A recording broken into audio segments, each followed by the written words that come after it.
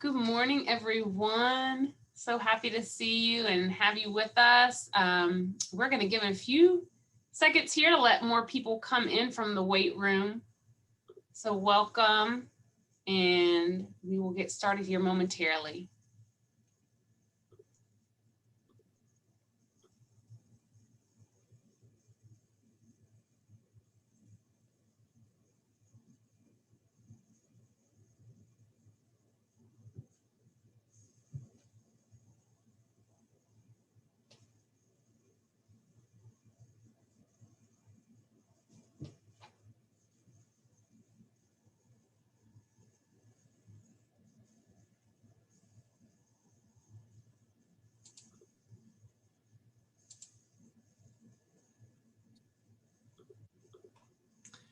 Good morning again, everyone. I want to make good use of our time, so we'll just keep letting people filter in from the weight room, but we are so happy to be with you this morning on this edition of Balancing Life. My name is Bethany Eigel, and if you have been on Balancing Life before, you are probably like, wait, where's Crystal? Bethany's usually just in the background somewhere. Crystal is taking a much deserved, well-deserved and much needed break and vacation. So we wish her the very best, and I hope that she's having a fabulous time and she'll be back with us next week. But my name is Bethany Eigel, and I will be the host of this session this morning. And I'm here on behalf of the entire human development team here with Virginia Cooperative Extension. And I'm extremely excited to welcome back our good friend and colleague from North Carolina Cooperative Extension, Dr. Kimberly Allen. And she has been with us in several other sessions and brought so much energy and such great stuff to us. So we are really excited to hear what she has to say about living the good life and giving us those tips. So without further ado, Kim, please take it away. I sure will. Well, thank you so much. I am going to share my screen here and then get started. So good morning, everyone. And I'm seeing lots of good mornings and happy Friday. So I feel like we're in the right mental space to be talking about living the good life today. We're already kind of cheerful and having fun. So today I'm just going to talk a little bit about positive psychology. We'll talk about what went well, Gottman's 5-to-1 ratio, and then if time allows, we'll do a little visualization. So that being said, I'm curious if you all will just put in the text chat, what do you think is positive psychology? We've all kind of heard this term. It's a buzzword. We hear about it all the time. What do you think? What do you think of when you think of positive psychology? Anyone want to be brave enough to? Oh, here we go. Oh, Bethany's like, yeah, okay, here's some things you can. That's my reminder. So love it. All panelists and attendees in the drop down so we can see all your comments. Oh, so it's new. It's new to you, Ginger. Okay. Well, for those of you who maybe are thinking, you can definitely go ahead and type your answer, but I'll also just tell you, so positive psychology is a new science. It's a science that we really started in the field of psychology to look into in the late 1990s, early 2000s. So if for a field that's really only 20 years old, it's very, very new. And what happened was in psychology for the first 100 years or so, we focused a lot on deficits. Like, what is the diagnosis? What is wrong? How do we fix someone that is broken? Then there was this whole new way of thinking in the late 90s, early 2000s that's like, why aren't we studying what's right? Why aren't we looking at what makes people happy? What helps people flourish? And what are these people doing that makes life worth living? So positive psychology is really about understanding the science of happiness. So it's not about glossing over the real things that we're all dealing with. Like, we talk a lot about anxiety and how to help with the stress from the pandemics. Those are real things. And positive psychology doesn't say, let's ignore those, but rather let's talk about what's the resilience? What's the science about what helps our brains to to thrive in response to some of these negative things.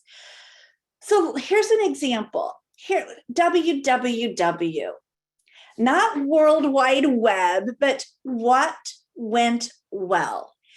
These three words can really change the dynamic of, say, the dinner table conversation that you're having with your family, or when you're processing how a project went at work.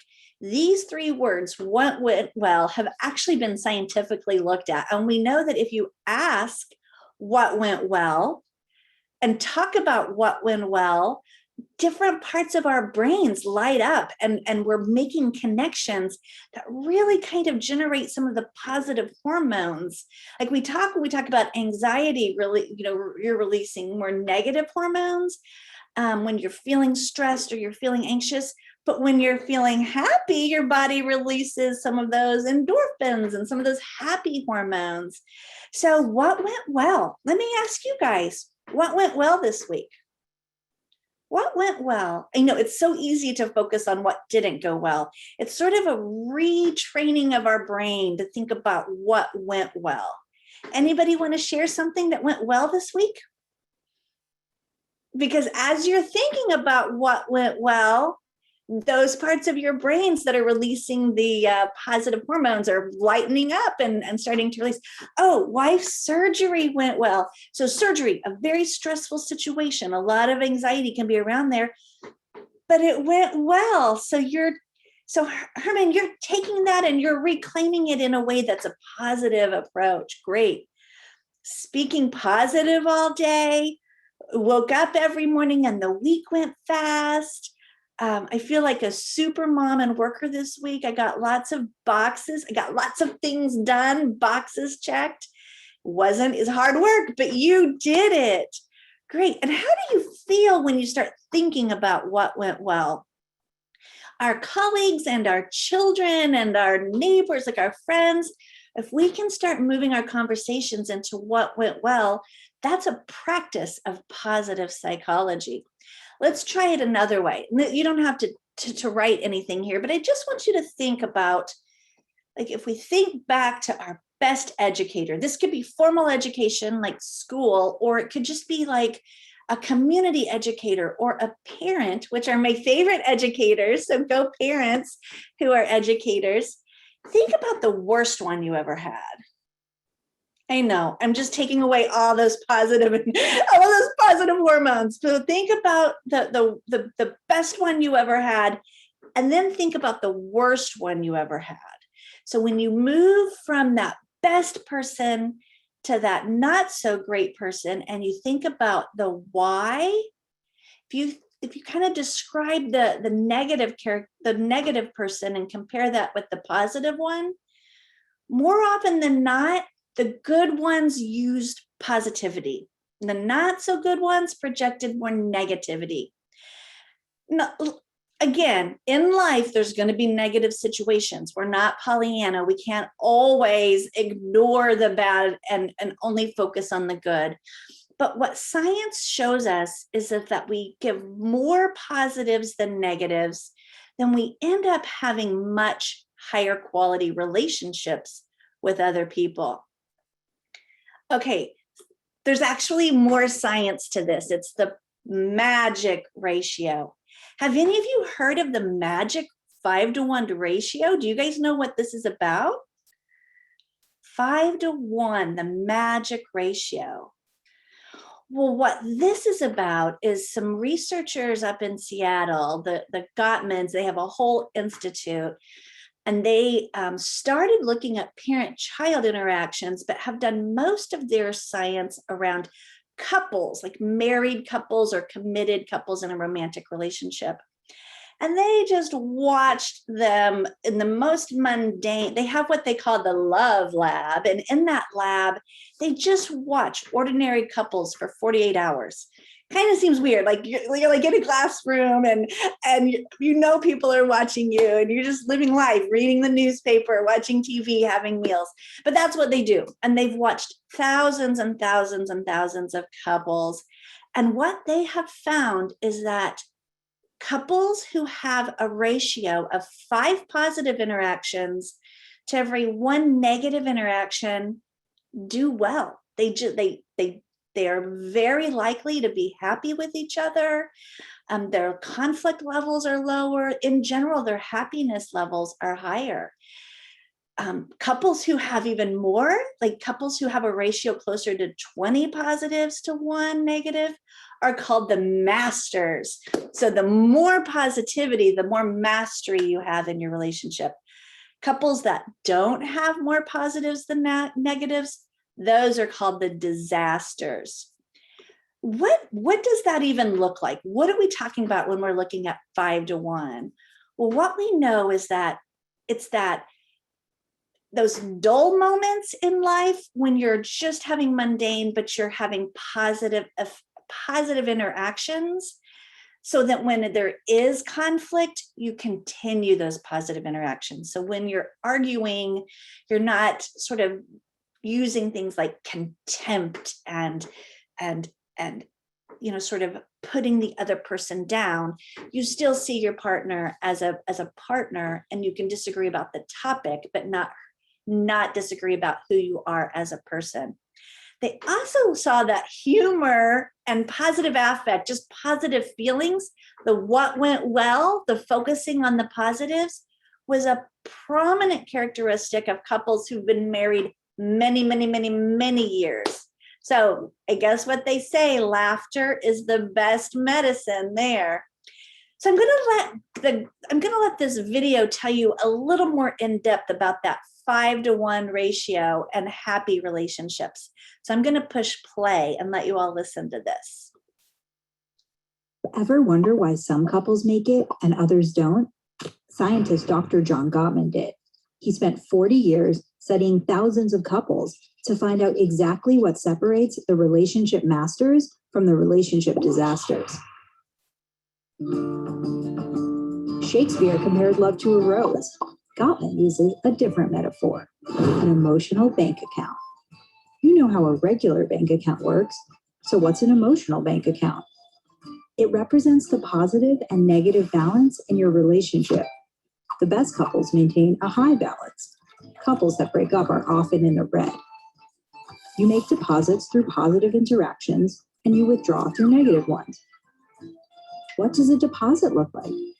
It's a simple act of showing your partner that you care for and support them. It's as easy as sending your partner a good luck text before a meeting or cooking them dinner after a long day. And pay attention when your partner shows you their admiration and support. Notice when they're investing in your relationship. Thank you. A withdrawal is either hurtful behavior toward your partner or ignoring their invitations to connect. But withdrawals and deposits don't have equal weight. In fact, Gottman found it takes 5 positive interactions to make up for 1 negative one. Happy couples maintain at least this 5 to 1 ratio. If you make constant deposits and keep your balance high, you're saving up for a rainy day when you'll need to cash in on that goodwill. Gottman notes that small daily deposits, like asking your partner how their day was, is far more important than the occasional over-the-top romantic gesture. Positivity leads to more positivity. This is not about keeping score. It's about investing in your relationship and your shared emotional bank account, moving from me to we. So keep your balance high by doing nice things every day and recognizing when your partner does them for you. You'll build up that emotional bank account in no time. All right, so there's a little video that just kind of shows a little bit more. Ever wonder why some couples make it? Okay, we're going to get on. Shows a little bit more about how positivity is the key. Now, the Gottmans spent most of their time talking about couples, but what we know is that relationship skills are relationship skills. So these 5 to 1 interactions can be equally effective in working with our children or our friends or even in our work environments. So let me ask another question. So for those of you who do have a job outside of the home, Are you a boss or do you have a boss? And think for a minute, if you are a boss or if you have a boss, in what ways do you see positive? I think it's kind of easier to see positivity at home.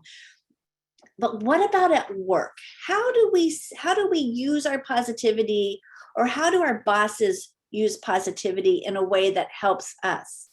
And this I'm going to ask you guys to put in the text chat. Think about your work experiences. If you're a boss, how do you use positivity with your employees? And you can write that in the text chat.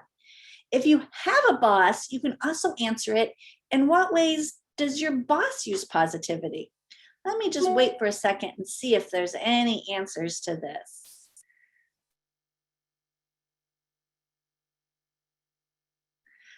While I'm waiting for you to answer, I'll share some of my boss experiences. So I'm in a relatively new position. I've been there almost 9 months, and started during a COVID pandemic where I wasn't even in the office very often. So I found that the things that my boss do that are positive is throughout the last 9 months, during meetings, he'll say, how are you feeling? How are things going? Are you too busy? Are you finding that you have enough going on? So he checks in with me to just sort of see how I'm doing. He also tells me when I'm doing a good job. And I know it seems like I'm doing my job, you should just do your job. But when he takes the time to ask me how I'm doing, and then to tell me when things are going well, that sort of helps me feel very, very appreciated. And I know you guys are saying that praise, even for the small daily things that may go unnoticed. Exactly, Bethany. Yeah. Smiles and little things that are appreciated, as well as the big things. Right. It's all in those little moments. It's those little moments that make the 5-to-1 ratios happier. Using suggestions to make the job do what it does. Yeah.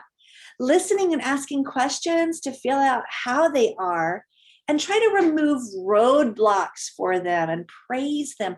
Yes, you guys are getting it. You're understanding that these relationship skills that work for couples, work for parents and children, work for friends, also can be applied in the workplace.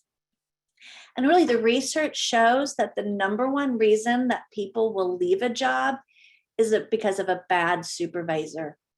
I don't know if you guys have had a bad supervisor, but it can really impact your well-being and the well-being of others. I remember times when I would feel very stressed at work, and I would come home, and guess what would happen? I would take that stress out on my family and my husband and my children. And not that I ever meant to, and not that it was the right way or a smart way to handle it, but that's called the spillover effect. So when we're having interactions that are not positive at work, those interactions can spill over into our family world and really create a lot of stress. And we know that the stressors that are socially available, if there's additional stressors at work, it can really kind of spill over into our home life. Mary's also saying that acknowledge the expertise in a positive way. How can I help you do your job? Excellent. Research shows that the most effective leaders are regularly investing in strengths. At North Carolina State University, we have this new approach that we're doing with students and faculty, where anyone on our campus that wants to can get a Gallup. It's called the Clifton Strengths Finder. So it's an assessment from Gallup Company where you get to find out what your top 5 strengths are. So if you know your top strengths and your supervisor knows your top strengths, then the language that can happen in the workplace can revolve around the strengths and not around the weaknesses, which we know are deficits in that emotional bank account. So, really investing in our strengths and surrounding ourselves with diverse people to maximize their team, and understanding each other's needs. So I would say the first and the third on this list of most effective leaders have to do with with positive psychology, what went well, and 5-1. So, there's really just a lot of evidence around how to have a happy life is by improving the positives, not ignoring the negatives and not sweeping those under the table, but just employing some of these best practices. So for those of you here today, I want to just take a minute and have you visualize positivity in your life. So this is a technique I use. So I think most of you know I'm a family life coach. And what that means is I have some training in helping people identify and reach their goals. That's what a coach does, helps people identify and reach their goals. And one of the strategies that I use in my role as a coach is visualization. So what I'm going to do is, if you're willing and interested in participating in a visualization, I will walk you through that process. You certainly don't have to participate, but hopefully it'll be an opportunity for you to do some reflection and some deep breathing that will ground you and open you up to sort of think about some positivity in your life. So if you care to join me, just find yourself in your chair and take 3 big breaths. A breath in and a breath out. A big breath in and a big breath out. And as you're breathing, deep breath in, notice the air coming out of your nose. Just pay attention to how that air is coming in and out. Another deep breath in and a deep breath out. Now, as you're breathing, keep the breathing in and out. Focus on your belly getting filled with air and releasing the air. As you're sitting there, just notice where your body is in your chair. And notice that as you're sitting in your chair, what parts of your body are a little tight and what parts are a little loose. As you take a deep breath in, relax those tight muscles. I hold mine in my shoulders. So I'm releasing the tension in my shoulders as I breathe out. And deep breath in. And as you continue to breathe and you're feeling relaxed in your chair, just let your mind wander about what it is in your life where you are living the good life. Deep breath in. What went well in your life this week? What areas of your life are you seeing positivity? Where do you see you living your strengths? Just imagine that if in those moments that went well, and in those places where you're living your strengths, you can continue to have more positivity in your life. Maybe think of ways that you can extend that positivity in other parts of your life.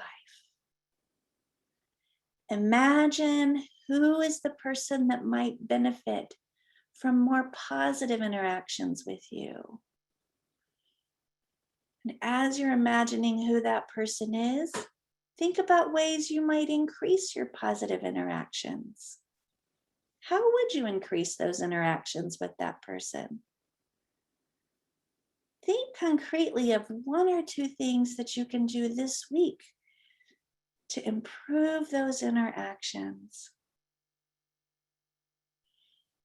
Give yourself the time to think through where the positivity is and where it can be expanded. All the while you're focusing on your breathing and deep breath in and deep breath out.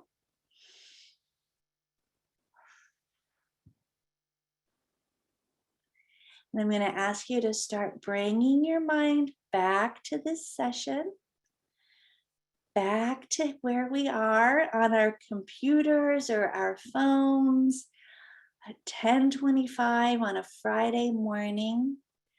And you can stretch if you need to, let it out. And what I want you to do now is to think about, as you were doing that visualization, what is one thing that you will do differently as a result of this conversation? If you want to share that in the text chat, you can. You don't have to, though. This can just be a time for you to think and plan about where to implement more positivity in your life. And when are you going to do that one thing? So you can plan what it is you're going to do and when it is you're going to do it.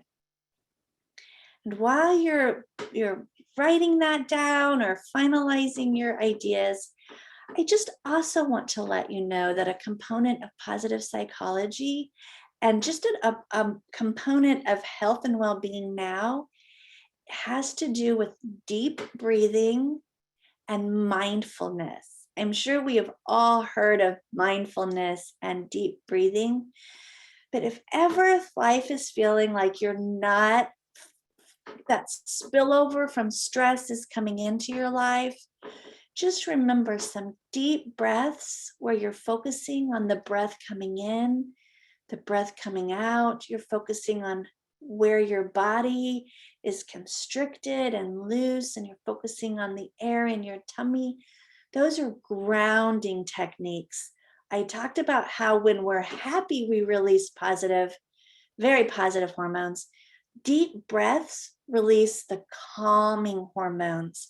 So when we need to calm down so that we can get back into a routine of being happy and calm and positive, those techniques that I just did with you are calming techniques to help your brain and your body calm.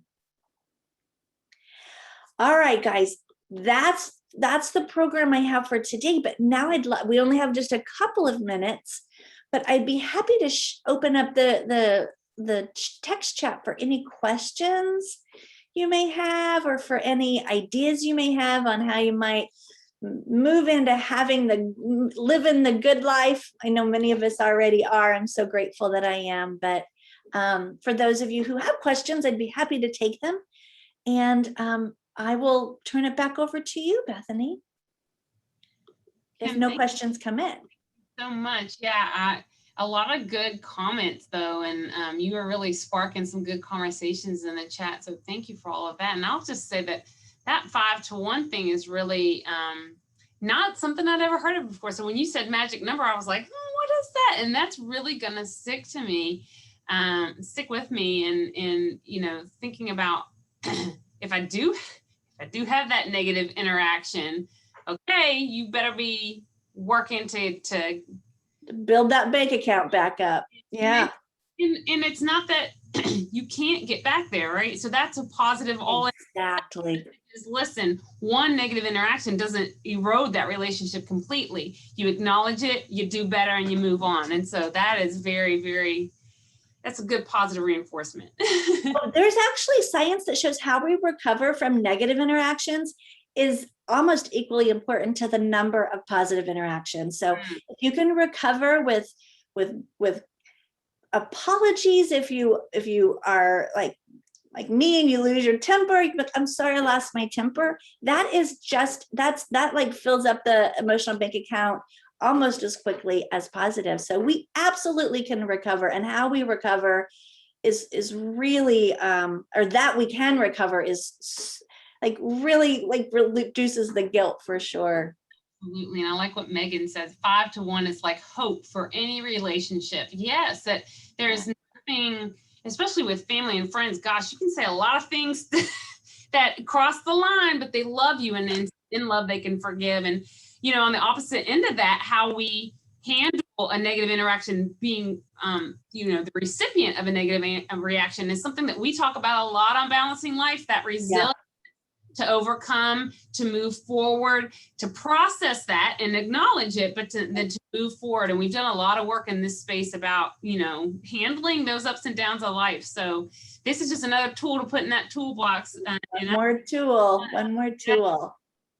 And yes, to those who are asking, we will absolutely be sharing the slides. I'm sure that Kim is going to be happy to share those resources. We will be sharing the recording as well. So you all will be on the lookout for that email that will come from Crystal. And give her a chance. She's on vacation, but next week you will receive the announcement for our next session next Friday, as well as the resources from today's session and a link to our YouTube channel where you can find all of our recordings and you can explore that. If you are new to Balancing Life this morning, there are quite a few really great presentations on there. So I'm not seeing any other questions, just a lot of kudos and thanks. So I'm going to pop up this very last slide and just thank you all so much for joining us this morning. And again, on behalf of Dr. Crystal Tyler-Mackey, the Human Development Team, and of course, a huge thanks to Dr. Kimberly Allen from our partners at North Carolina Cooperative Extension. We thank you so much, and we hope that you will join us next Friday and be on the lookout from an email for more details about that. And with that, happy Friday. Have a wonderful weekend. Kim, it was outstanding again. Thank you so much. Bye, everyone. Make it a good life.